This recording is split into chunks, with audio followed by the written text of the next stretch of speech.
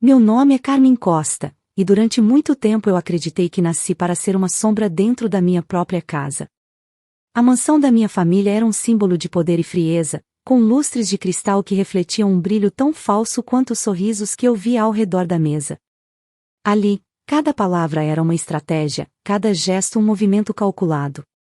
E eu era apenas o erro de um plano que meu pai acreditava ser perfeito. Meu pai, Roberto Costa, sempre foi o tipo de homem que acreditava que o mundo girava em torno da sua vontade. Ele tinha uma presença que dominava o ambiente, um olhar que pesava mais do que qualquer palavra.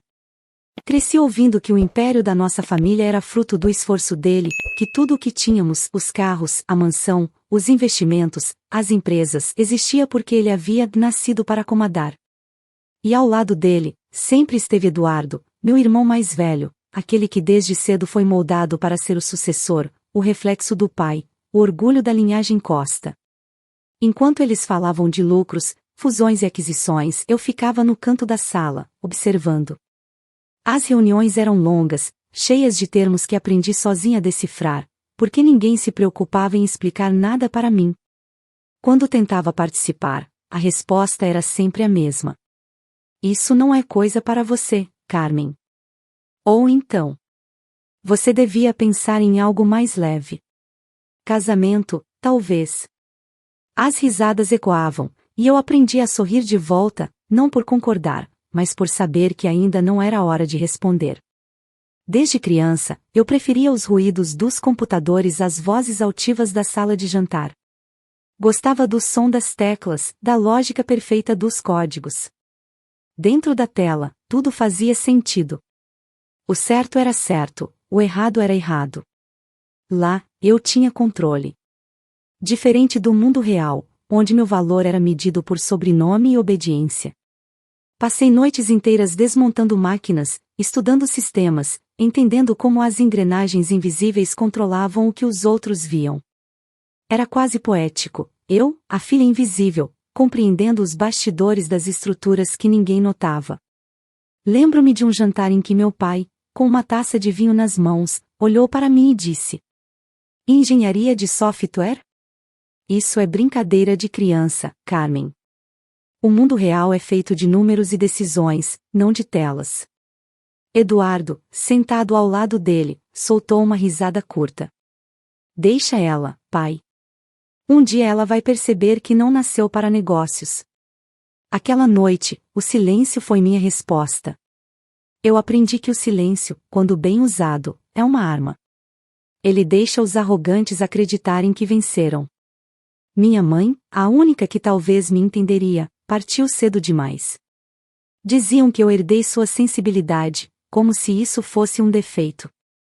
Ela pensa demais, papai costumava dizer, e Eduardo completava, e fala de menos.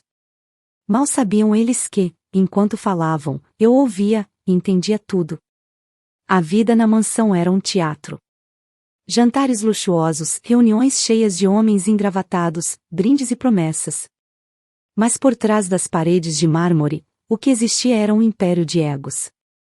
Eu andava entre eles como um fantasma, sem ser notada, e isso me deu algo que nenhum deles tinha: visão.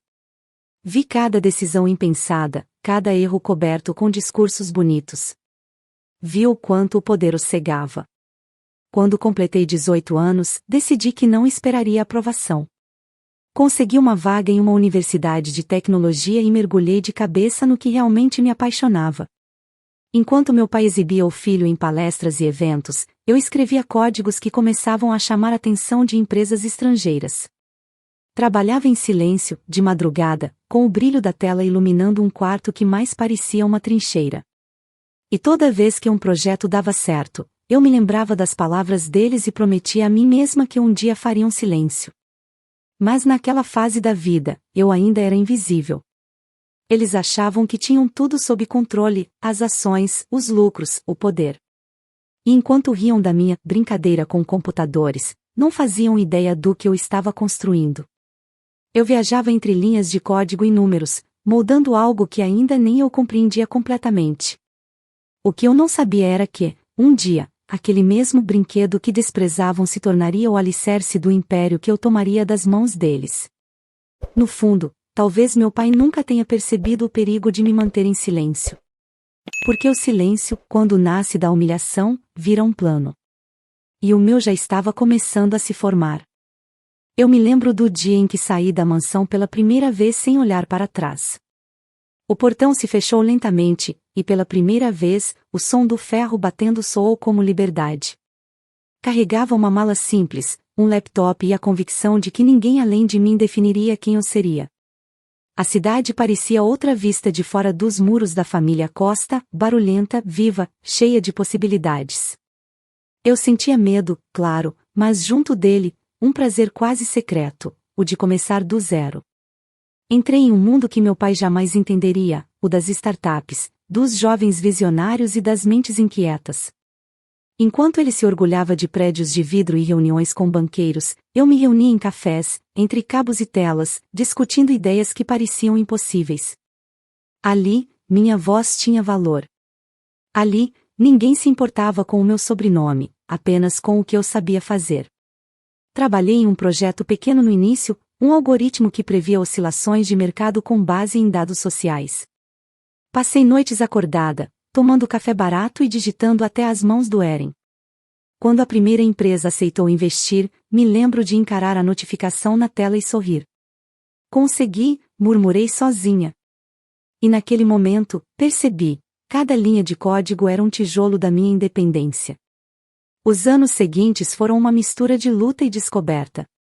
Enfrentei empresários que tentaram se aproveitar da minha ingenuidade, sócios que quiseram tomar crédito pelo que eu criava. Aprendi rápido a confiar apenas em números e resultados.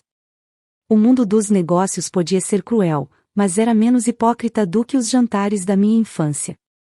Pelo menos ali, quando alguém queria te derrubar, fazia isso sem disfarces. Comecei a ganhar notoriedade em conferências de tecnologia. Lembro-me da primeira vez que fui convidada a palestrar. Estava nervosa, mas quando subi ao palco e vi as luzes sobre mim, algo mudou. Falei sobre automação, sobre como a tecnologia podia dar poder a quem nunca teve voz. No fim da apresentação, as pessoas aplaudiram de pé. Foi como se, por alguns minutos, eu deixasse de ser invisível. Criei minha própria empresa pouco tempo depois. Era pequena, mas promissora. Investi cada centavo que tinha, arriscando tudo em algo que acreditava ser maior do que eu. As madrugadas voltaram, horas a fio em frente ao computador, linhas de código cruzando a tela como constelações. Aquele espaço era o meu refúgio e, ao mesmo tempo, meu campo de batalha. Foi nesse período que conheci Lucas, um jovem investidor que parecia diferente. Ele ouvia, elogiava meu trabalho e dizia que via em mim a inteligência que o mercado precisava. Durante um tempo, deixei que as palavras dele me alcançassem. Ele me fazia sentir vista, e eu, que sempre vivia à sombra de homens que não me ouviam, me permitia acreditar. Passávamos horas conversando sobre inovação, trocando ideias, sonhando em mudar o mundo. Mas com o tempo, percebi sinais. Reuniões que eu não era convidada, decisões que ele tomava sem me avisar, contratos que beneficiavam apenas o nome dele. Um dia, encontrei uma troca de e-mails onde ele planejava vender parte da empresa sem o meu consentimento. Esperei ele chegar no escritório. Quando entrou, tentei conter o tremor na voz. Você mentiu para mim, disse. Ele riu, como se fosse um mal-entendido. Negócios são assim, Carmen. Você é boa com códigos, mas ainda tem muito o que aprender sobre poder. As palavras dele queimaram mais do que qualquer traição. Eu apenas balancei a cabeça e respondi. Então aprenda uma coisa sobre mim, Lucas, eu nunca esqueço um erro. Saí da sala e, em menos de 24 horas, recuperei o controle da empresa. Deletei o acesso dele, reescrevi as permissões do sistema e deixei apenas uma mensagem final em seu e-mail, código encerrado. Depois daquele dia, algo dentro de mim mudou. Deixei de buscar aprovação e comecei a buscar resultado. Se no passado eu queria que meu pai e meu irmão me ouvissem, agora eu queria que o mundo me respeitasse. A cada projeto bem-sucedido, a cada investimento certeiro, a cada contrato assinado, eu construía algo que ninguém poderia tirar: autonomia. Meus lucros cresceram, minhas ideias começaram a ser copiadas e meus algoritmos ganharam espaço em bancos, fintechs e fundos internacionais. Eu era jovem, mulher e, ainda assim, estava conquistando o que eles juraram que nunca seria meu. Foi então que, pela primeira vez, um repórter me perguntou em uma entrevista: "Você é filha do empresário Roberto Costa, não é? Como é seguir os passos dele?" Sorri e respondi: "Não estou seguindo os passos de ninguém. Estou criando o meu próprio caminho." Naquela noite, quando cheguei em casa, sentei em frente ao laptop e observei a tela brilhando. Ali estavam os gráficos, as contas, os relatórios, o mapa da minha liberdade. Meu pai achava que liberdade vinha do poder. Eu havia descoberto que ela nasce do controle sobre a própria história. E foi assim que percebi: o mundo que eu estava construindo seria, um dia, grande o bastante para engolir o império deles. E quando esse dia chegasse, eu não precisaria gritar. Bastaria apertar uma tecla. O convite chegou por e-mail, frio e impessoal, como se viesse de uma empresa e não da minha própria família. Assembleia Geral, presença de todos os herdeiros obrigatória. Por um instante, fiquei tentada a ignorar.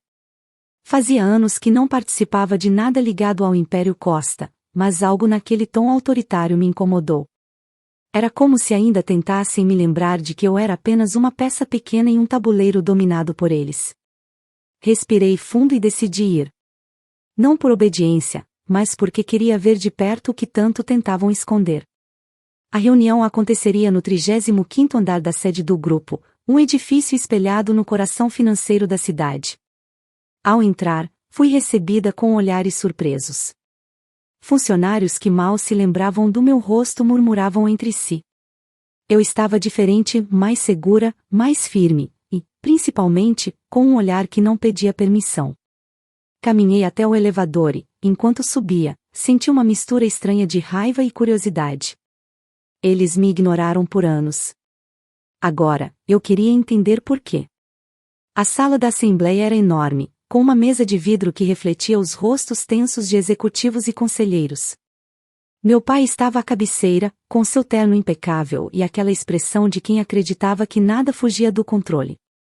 Eduardo, como sempre, sentado à direita dele, mexia no celular, rindo de algo que provavelmente era mais importante do que qualquer discussão séria. Sentei-me no canto, sem fazer barulho. Assim que viram minha presença, o ambiente pareceu mudar. O olhar de meu pai pousou sobre mim como o de um juiz analisando um intruso. "Não sabia que você viria, Carmen. Também não sabia que precisava de convite para ouvir sobre o que é meu por direito", respondi, calmamente. Ele arqueou a sobrancelha, mas preferiu não continuar. Para ele, eu não passava de um espectador, e isso, ironicamente, era o que me dava vantagem. A reunião começou com gráficos projetados na parede. Eduardo falava sobre crescimento estratégico, diversificação de ativos e expansão internacional. Palavras bonitas, mas vazias. A cada slide, eu notava algo errado, números que não se encaixavam, índices inflados, promessas que não tinham base em nada sólido. Minha mente, treinada para detectar padrões, começou a desenhar uma teia de contradições. Algo estava sendo encoberto ali. Enquanto todos aplaudiam o plano brilhante do herdeiro favorito, um dos conselheiros mais antigos desviou o olhar para mim. Ele parecia desconfortável, como se carregasse um peso que não podia compartilhar. Esperei o momento certo e, durante um intervalo, aproximei-me dele discretamente. "Sabe o que está acontecendo de verdade aqui? Não sabe", murmurei. Ele suspirou, olhando ao redor, certificando-se de que ninguém ouvia. "Seu irmão está escondendo números, Carmen. Dívidas antigas, empréstimos que não foram pagos.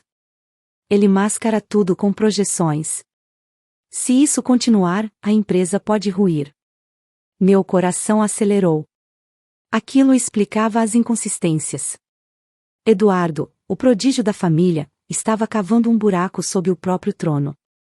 Voltei ao meu lugar e fiquei em silêncio. Por fora, mantive a postura calma, por dentro, um turbilhão de pensamentos se formava. Não podia confrontá-los ali, não ainda.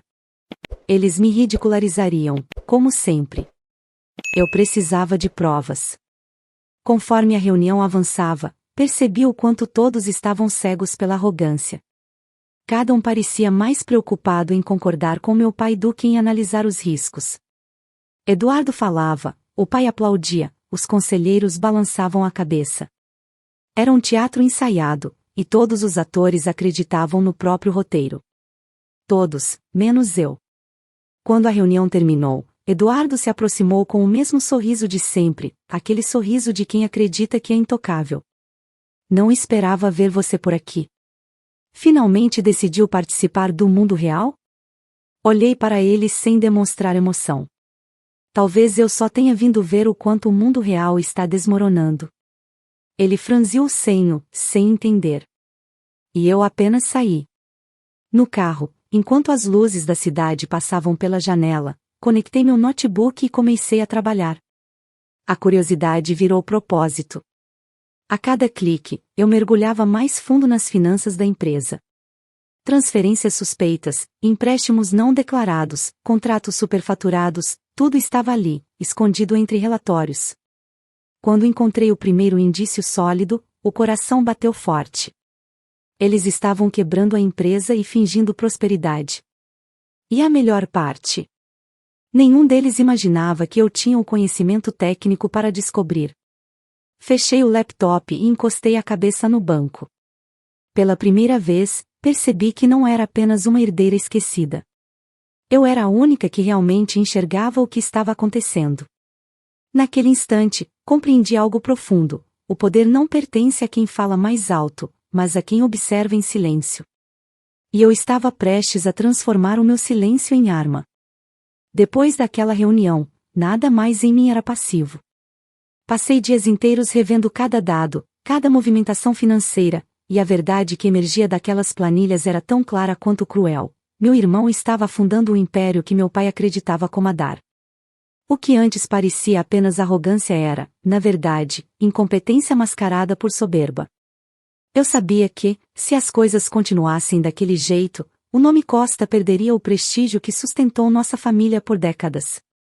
E se havia uma coisa que aprendi no mundo dos negócios era que poder sem controle é apenas ilusão. Foi então que compreendi que não bastava apenas saber, eu precisava agir. O silêncio havia sido meu escudo, mas agora seria minha arma. Comecei a traçar um plano meticuloso, linha por linha, com a mesma precisão com que escrevia meus algoritmos.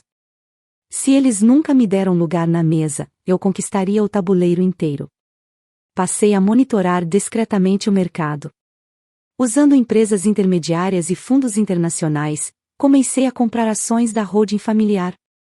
Pequenas participações, invisíveis a olho nu, diluídas entre nomes estrangeiros e sociedades discretas. Enquanto Eduardo ostentava viagens, carros e jantares luxuosos, eu investia em silêncio, observando o número crescer na tela do meu computador como uma maré subindo lentamente.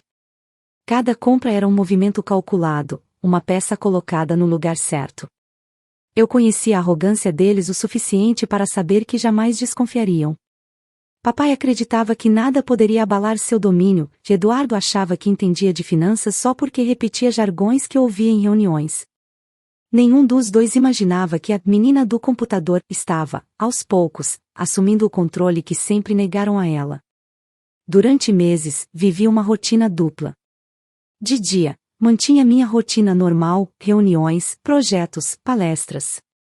À noite, me tornava uma estrategista invisível, acompanhando cotações, assinando contratos, transferindo ativos, programando alertas. Eu era a sombra no próprio império que me renegou. Cada passo era camuflado, cada avanço escondido sob a aparência de neutralidade.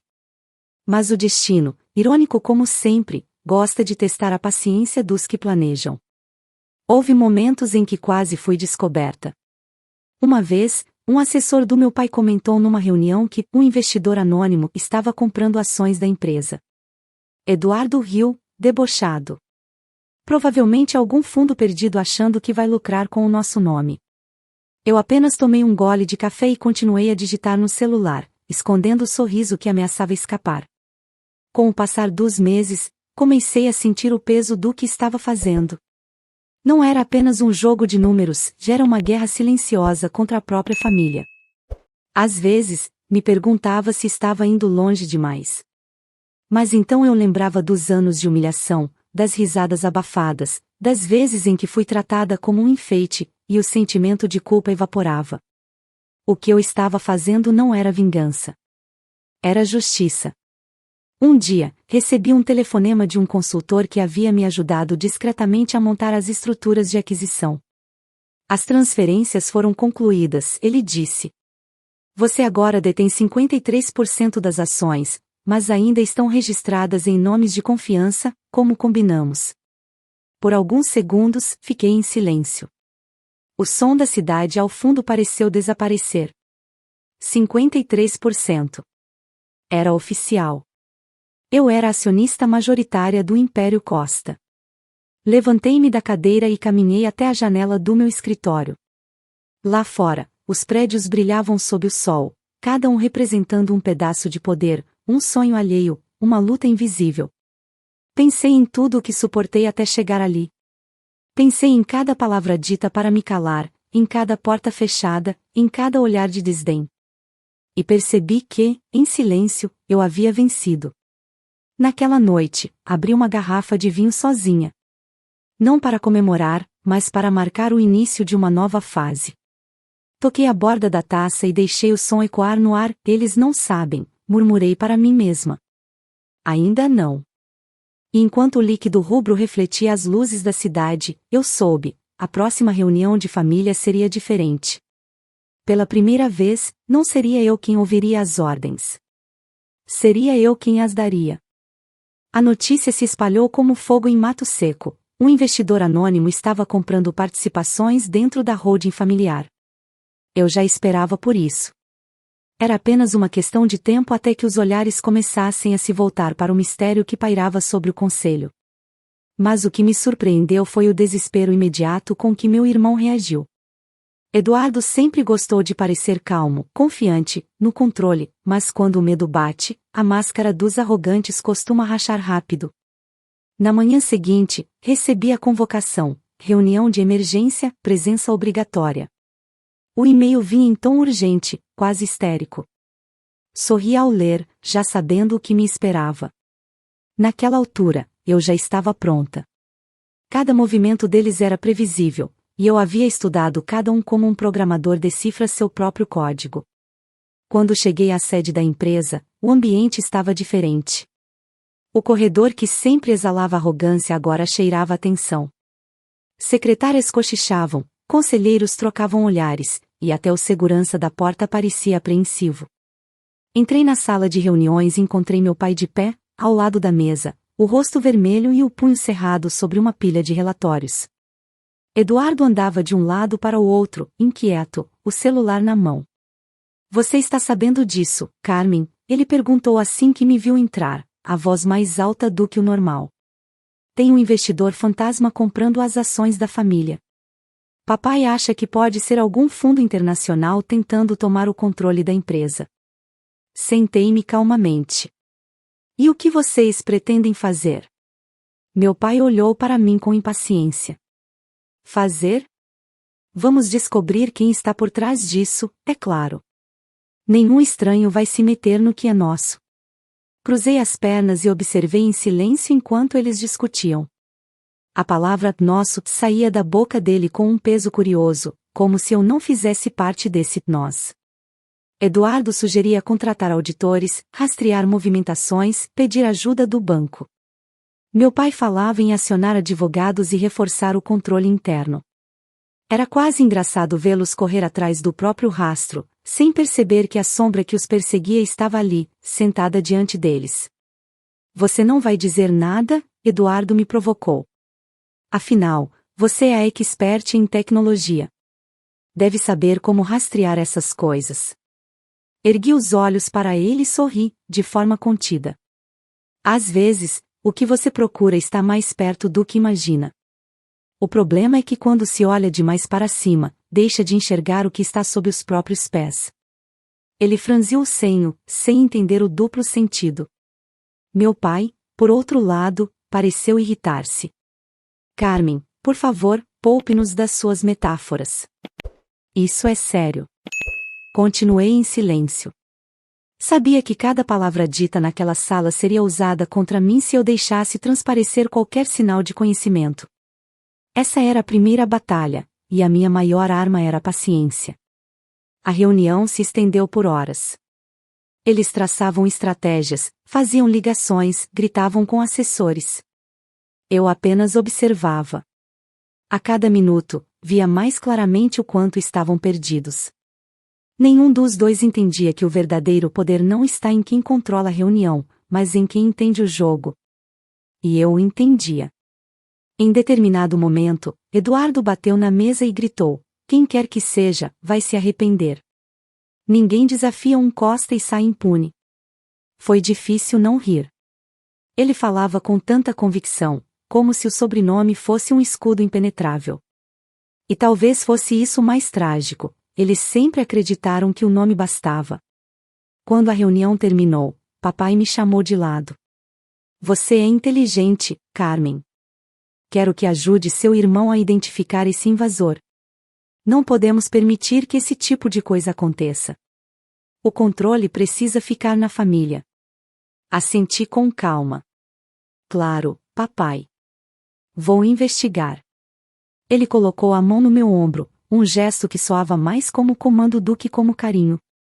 "Confio em você para resolver isso."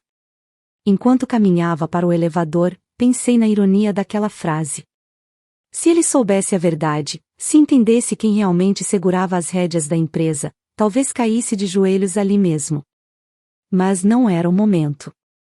De volta ao meu escritório, fechei a porta e liguei o laptop. A luz azul refletiu no meu rosto enquanto eu observava o painel que mostrava a divisão acionária atualizada.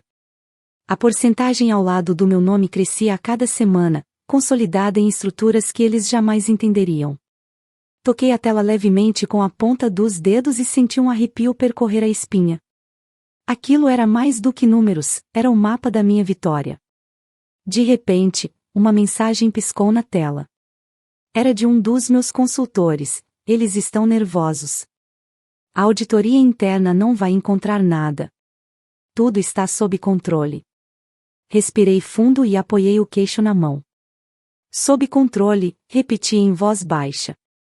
Sim, estava. Pela primeira vez eu tinha o controle de tudo.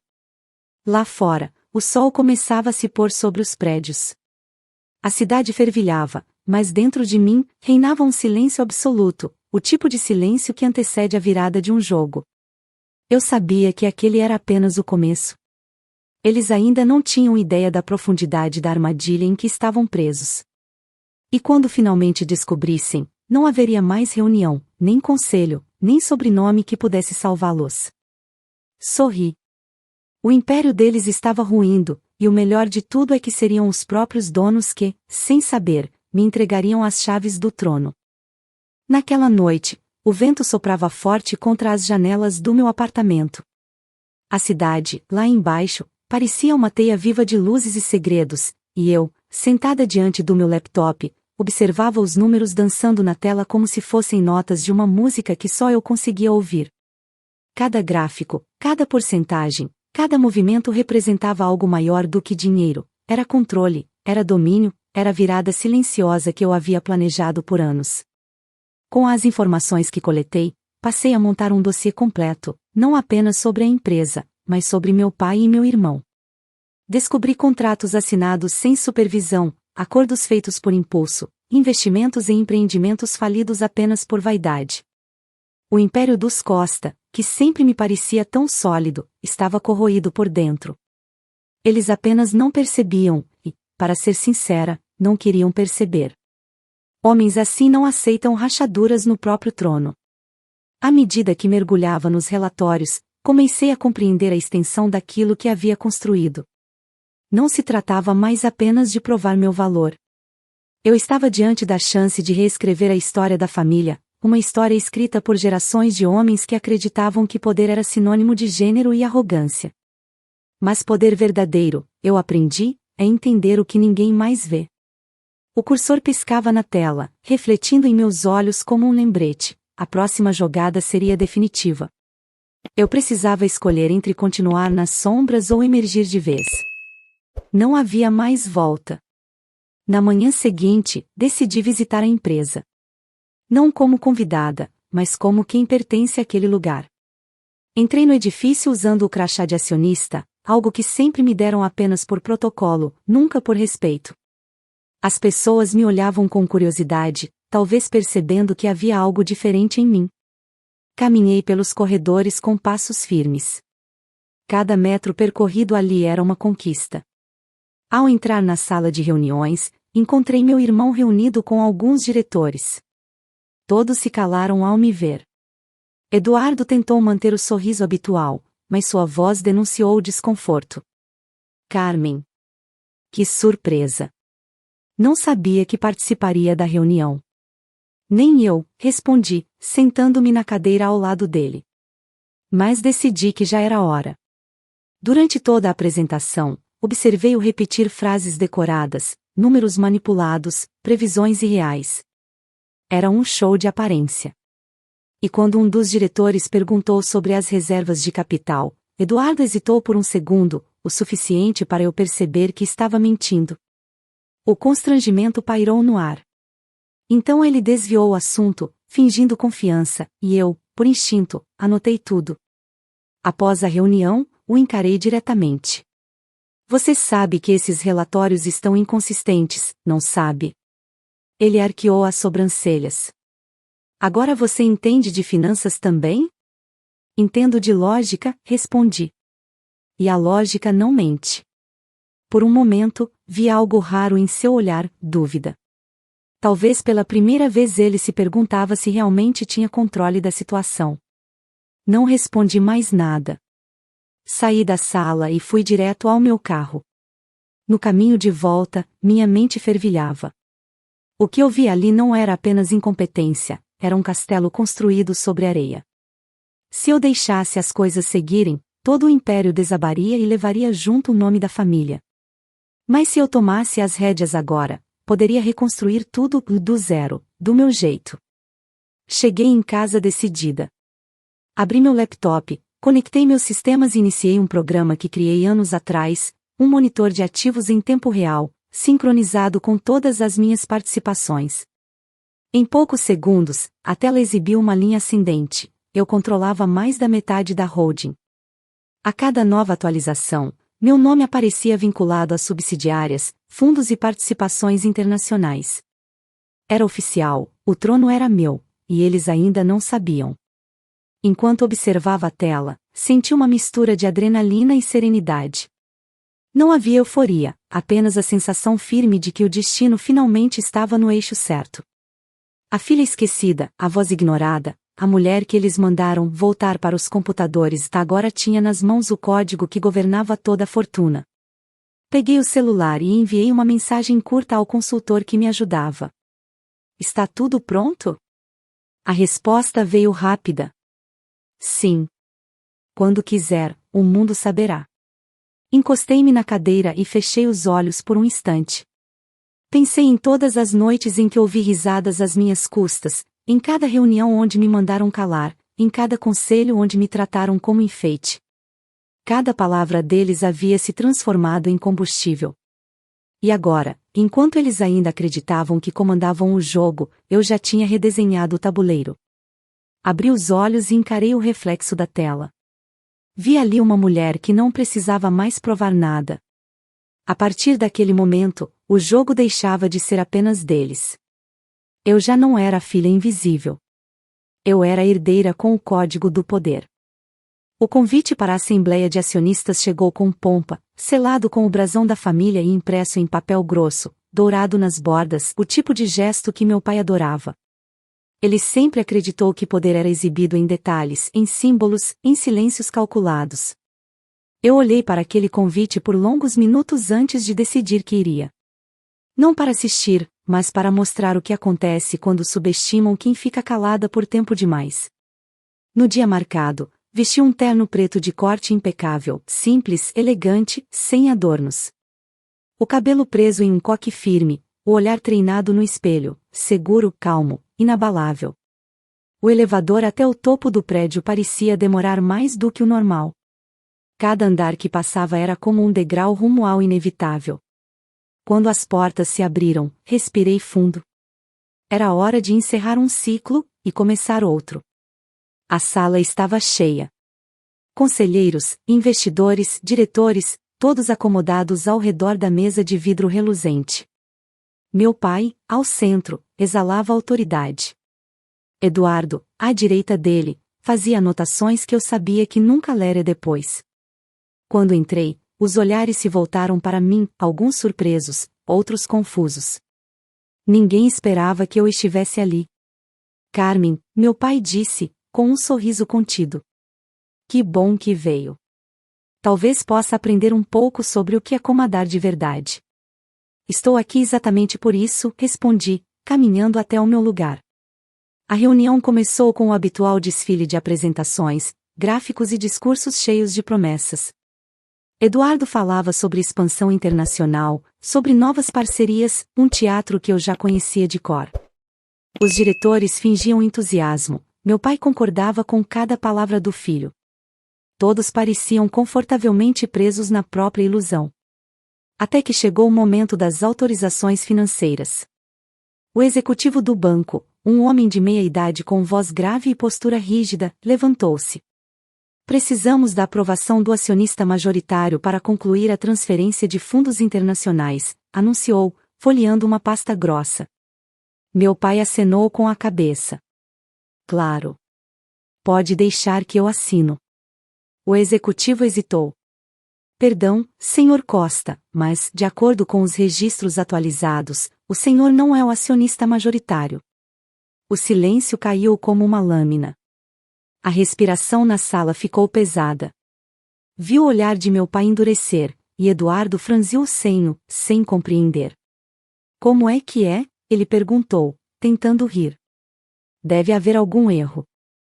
O executivo consultou novamente os papéis. Nenhum erro. A acionista majoritária, neste momento, é a senhora Carmen Costa. Todos viraram o rosto para mim. O som das cadeiras rangendo ecoou no silêncio. Meu irmão arregalou os olhos, confuso, depois incrédulo. O quê? Isso é ridículo. Foi então que ele se levantou e, com a voz cheia de desdém, gritou. Vá consertar computadores onde você pertence. O riso sarcástico cortou o ar. Meu pai se juntou a ele, balançando a cabeça. Deixe as finanças conosco, minha filha. Não se meta em assuntos que você não entende. Mas desta vez, eu não baixei o olhar. Fechei meu laptop lentamente, deixando o som ecoar na mesa como um gongo final. As risadas morreram. O ar pareceu ficar pesado. O executivo do banco pigarreou, incerto. Senhores, sem a assinatura da senhora Carmen, nenhuma transferência pode ser efetuada. Eduardo deu um passo à frente. Isso é absurdo. Ela não sabe o que está fazendo. Olhei para ele, com calma. Parece que quem não sabia o que estava fazendo era você. As veias em seu pescoço se destacaram. Como se atreve? Cuidado com o tom, Eduardo, interrompi, mantendo a voz baixa, mas firme. Agora, quem autoriza, quem decide e quem assina, sou eu. O silêncio que se seguiu foi quase físico. Eu podia sentir o desconforto vibrando no ar, a incredulidade estampada nos rostos ao redor da mesa. Papai parecia petrificado, as mãos crispadas sobre a mesa. Pela primeira vez, ele não tinha uma resposta. Você planejou isso? Perguntou, finalmente, com a voz rouca. Planejei sobreviver, respondi. Enquanto vocês estavam ocupados me ignorando, eu estava construindo algo que vocês nunca entenderiam. Não precisei de atalhos nem do seu nome, papai. Só precisei de tempo. Os conselheiros se entreolhavam, incertos, aguardando uma reação. Ninguém ousava falar. Meu pai tentava manter a postura, mas eu via o orgulho escorrendo pelos olhos dele como areia entre os dedos. O executivo pigarreou novamente. Senhora Carmen, poderíamos prosseguir com a sua assinatura? Peguei a caneta, calmamente, e assinei. O som da tinta riscando o papel pareceu selar o destino daquela dinastia. Entreguei a pasta ao executivo, que assentiu respeitosamente. Obrigada, senhores, disse eu, levantando-me. Agora, o Império dos Costa está finalmente sob uma gestão competente. Meu pai se levantou também, mas o olhar dele estava vazio. Eduardo ainda tentava processar o que acabará de acontecer. Nenhum dos dois conseguiu dizer uma palavra. Saí da sala sem olhar para trás. As portas se fecharam, abafando o murmúrio atônito que começava a crescer entre os presentes. No corredor, parei diante do vidro panorâmico e olhei para a cidade lá embaixo, o mesmo horizonte que, anos atrás, parecia inalcançável. Senti um nó na garganta, mas não era emoção. Era libertação. Naquele instante, percebi que o silêncio que me acompanhou durante toda a vida havia, enfim, falado por mim. Quando deixei a sala de reuniões, o som das portas se fechando atrás de mim parecia o encerramento de um ciclo. Aquele eco metálico ficou gravado na minha mente como um lembrete: nada voltaria a ser como antes. Caminhei pelo corredor lentamente, sentindo o peso leve, sim, leve, do poder que agora me pertencia. Pela primeira vez na vida, eu não era a sombra da família Costa. Eu era a herdeira que reescrevera o destino deles, e fiz isso sem gritar, sem humilhar, sem sujar as mãos. Apenas com inteligência e paciência. No entanto, o silêncio após a revelação durou pouco. Horas depois, o telefone começou a tocar sem parar. Mensagens, e-mails, ligações de assessores, diretores, jornalistas. O mundo dos negócios havia sentido o impacto da notícia. Carmen Costa assume controle majoritário do grupo Costa Holdings. Era manchete estampada nos principais portais financeiros. Eu observava tudo da minha cobertura, com uma taça de vinho nas mãos, enquanto a cidade brilhava diante de mim. Lá embaixo, as luzes se moviam como um formigueiro agitado, refletindo o caos que agora dominava os homens que tentaram me apagar. Mas eu sabia que o confronto verdadeiro ainda estava por vir. A Assembleia havia exposto a verdade, mas não a tinha encerrado. Eles não aceitariam facilmente. Meu pai e meu irmão sempre acreditaram que a autoridade deles era inquestionável. Agora, ver o trono escapar por entre os dedos era algo que jamais admitiriam sem lutar. Na manhã seguinte, o inevitável aconteceu: recebi a visita deles. Sem aviso, sem convite. A campainha tocou e, ao abrir a porta, vi os dois ali, meu pai com um olhar duro, Eduardo ao lado, visivelmente perturbado. Precisamos conversar, disse meu pai, entrando sem esperar permissão. Eduardo vinha logo atrás, sem erguer os olhos. Fechei a porta e permaneci em pé. Curioso. Durante anos, vocês não acharam que eu tivesse nada a dizer. Agora querem conversar. Não torne isso mais difícil do que já é, Carmen, ele disse, tentando recuperar o tom de comando. O que aconteceu ontem foi um mal-entendido. Você sabe que o grupo sempre foi conduzido por mim e seu irmão. Essas ações precisam voltar ao controle da família. Sorri, com calma. E quem disse que elas saíram do controle da família? Eu também sou uma Costa. Meu pai cerrou os dentes. Não brinque comigo, menina. Você não entende as implicações disso. Essas decisões afetam centenas de funcionários, negócios, reputações. Ah, eu entendo, sim. Entendo que enquanto vocês estavam ocupados jogando pôquer com o futuro da empresa, alguém precisava fazer o que vocês nunca fizeram, cuidar dela. Eduardo, que até então estava calado, explodiu. Você nos enganou. Se aproveitou das nossas distrações, da confiança do papai? Confiança? Interrompi. A confiança que vocês me negaram desde que nasci? Vocês nunca confiaram em mim. Só subestimaram. Meu pai respirou fundo, tentando conter a raiva. Você acha que pode dirigir esse império sozinha? Você não tem a experiência necessária. O que tem é teimosia e sorte. Engraçado, respondi. Porque foi exatamente a sua experiência que quase levou a empresa à falência. E quanto à sorte, bem, talvez seja apenas o nome que os arrogantes dão ao esforço que não entendem. O silêncio que se seguiu foi pesado. Eduardo abaixou o olhar, e meu pai, pela primeira vez, pareceu hesitar. Eu via nos olhos dele a mistura amarga de incredulidade e orgulho ferido. Ele nunca imaginou que a filha que considerava um erro pudesse superá-lo. Caminhei até a mesa da sala e peguei um envelope. Coloquei-o diante dele. Esses são os relatórios dos últimos 5 anos. Incluindo as dívidas ocultas, os contratos fraudulentos e os investimentos que Eduardo tentou esconder. Tudo documentado. Tudo rastreado. O rosto de meu pai empalideceu. Eduardo deu um passo à frente, surpreso. Como você conseguiu isso? Usando o que vocês sempre desprezaram, inteligência e atenção aos detalhes. Meu pai abriu os relatórios, folheando as páginas com mãos trêmulas. O som do papel era quase doloroso de ouvir. Você não tinha o direito. Eu tinha todos os direitos. Era minha herança, minha família, meu nome que vocês estavam destruindo. Por um instante, ele pareceu envelhecer diante de mim.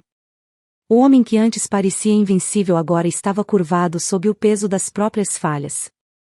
Eduardo olhava em volta, perdido, como um menino que percebe tarde demais que o jogo acabou. Então é isso? Perguntou meu pai, enfim.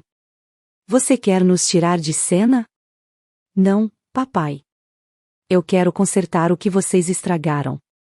A diferença é que agora, quem dá as ordens sou eu. Ele me encarou, e eu pude ver algo quebrando dentro dele. Orgulho, talvez. Ou simplesmente a compreensão de que o tempo dele havia passado. Sem dizer mais nada, levantou-se e caminhou até a porta. Eduardo hesitou, mas o seguiu. Antes de sair, meu pai parou e olhou para mim. Você realmente acredita que venceu? Não acredito, papai, respondi. Eu sei. Quando a porta se fechou, o silêncio preencheu o ambiente. Sentei-me, respirei fundo e fechei os olhos. A vitória não tinha gosto doce, como eu imaginava. Era densa, profunda, quase melancólica. Eu havia conquistado o que sempre quis: respeito, poder, voz, mas agora via com clareza o preço que o trono cobrava. A família Costa tinha caído, e eu era a única de pé. Não porque fui poupada, mas porque aprendi a lutar no escuro. E no fim, percebi, o poder verdadeiro não estava no que herdei deles, mas no que aprendi sozinha. Os dias que se seguiram foram silenciosos, não o silêncio pesado da submissão, mas o da reconstrução. Depois da queda deles, a empresa passou por um processo intenso de reestruturação. Eu assumi oficialmente o cargo de presidente do Grupo Costa Holdings, um título que, durante toda a minha vida, me foi negado até mesmo em sonhos. Agora, todos os relatórios, decisões e contratos passavam por mim. E, ironicamente, foi apenas quando deixei de buscar a aprovação deles que conquistei o respeito de todos. Os conselheiros, antes alinhados cegamente ao meu pai e ao meu irmão, começaram a me olhar com outra expressão, não mais de condescendência, mas de prudência. Alguns tentaram se aproximar, oferecer desculpas disfarçadas de elogios, como se pudessem apagar anos de risos abafados e comentários velados. Eu os ouvi, mas não esqueci. Uma coisa que aprendi sobre poder é que ele não se impõe apenas pela força, mas pela memória.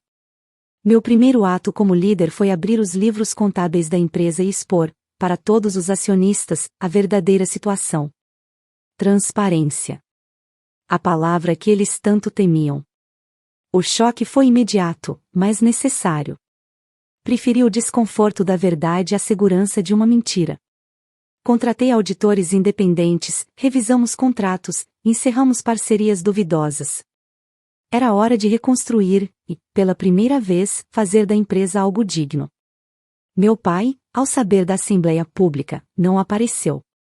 Ele se isolou na antiga casa da família, longe da imprensa, longe do barulho. Durante anos, ele acreditou ser a própria definição de poder. Quando percebeu que tudo o que construiu dependia de uma estrutura que ele não compreendia mais, o golpe foi devastador. As ações dele, agora minoritárias, não tinham influência alguma. Ele tentou se agarrar a discursos de honra, de legado, mas no fim, o que restou foi o silêncio. Recebi uma carta dele alguns dias depois. Curta, escrita à mão. Talvez eu tenha criado um império, mas você aprendeu a governar um. Não havia pedido de desculpas, nem afeto, apenas reconhecimento. E, vindo de Roberto Costa, isso valia mais do que qualquer abraço. Eduardo, por outro lado, reagiu com fúria. Tentou contestar judicialmente minha aquisição de ações, alegando manipulação. Os advogados dele sabiam que seria inútil, tudo havia sido feito dentro da lei, milimetricamente calculado. Ainda assim, ele insistiu, talvez por orgulho, talvez por desespero. O processo durou semanas, mas no fim, o juiz foi categórico: a senhora Carmen Costa é a legítima acionista majoritária e presidente da empresa. Quando li a decisão, imaginei o rosto do meu irmão, aquele olhar altivo se desmanchando em incredulidade. Ele, que sempre acreditou ser intocável, finalmente precisou encarar o que nunca aceitou: eu não era o erro da família. Eu era a sucessora. Pouco tempo depois, soube que ele se afastou de vez dos negócios. Vendeu o apartamento de luxo, mudou-se para o interior e desapareceu da mídia. Ninguém mais ouviu falar de Eduardo Costa. Às vezes penso que, no fundo, foi o melhor para ele. Alguns tronos não são feitos para todos. Enquanto isso, a empresa florescia. As decisões que tomei, antes vistas como ousadas demais, começaram a dar resultado. Lucros cresceram, contratos foram recuperados, e o nome Costa voltou a ter peso no mercado, mas desta vez por mérito, não por medo. Transformei a cultura interna, contratei mulheres para cargos de liderança, abri espaço para novas ideias, e, pela primeira vez, o conselho ouviu mais do que uma única voz. Os jornais passaram a me chamar de A Herdeira Invisível, um título que me arrancou um sorriso irônico. Invisível, sim, por muito tempo. Mas agora, cada passo meu deixava um rastro claro, não de destruição, mas de reconstrução. Certa noite, sentei-me na varanda da cobertura. A cidade brilhava abaixo, viva, pulsante, e o vento trazia um cheiro de chuva distante. Sobre a mesa, meu laptop exibia os relatórios mais recentes: recorde de crescimento, novos investidores, estabilidade sólida. O cursor piscava ao lado da última linha: transferência concluída, $100 milhões, aprovado por Carmen Costa. Fechei o laptop devagar, sentindo o peso daquele momento. A filha esquecida agora era a mulher que decidia o rumo de um império. E, curiosamente, não havia vingança no meu peito, apenas serenidade. Eu não precisei destruí-los. Bastou deixá-los se afundar no próprio orgulho. Peguei uma taça de vinho e olhei o reflexo da cidade nos vidros do prédio vizinho. Vi minha própria silhueta ali, firme, calma, madura. A mulher que aprendeu a esperar, a calcular, a vencer no silêncio. Pensei em tudo o que havia acontecido: na menina que desmontava computadores, na jovem que foi ridicularizada, na mulher que construiu seu poder por mérito. Cada fase de mim estava ali, reunida, observando o resultado. Eu não apenas conquistei o império deles. Eu o transformei. No fundo, percebi que minha maior vitória não foi ter tomado o controle da empresa. Foi ter provado que inteligência e paciência são forças tão letais quanto qualquer arma. Ergui a taça em direção à janela e murmurei, quase para mim mesma: por todas as mulheres que disseram que não podiam. Que disseram que não sabiam. Que disseram que não pertenciam. E bebi. A vitória tinha o gosto exato da liberdade. Fico muito feliz por você ter ficado até o final do vídeo. O que você achou dessa linda história? Coloque nos comentários sua opinião, deixe seu like, se inscreva no canal, e ative o sininho de notificações para não perder uma história preciosa. Até a próxima!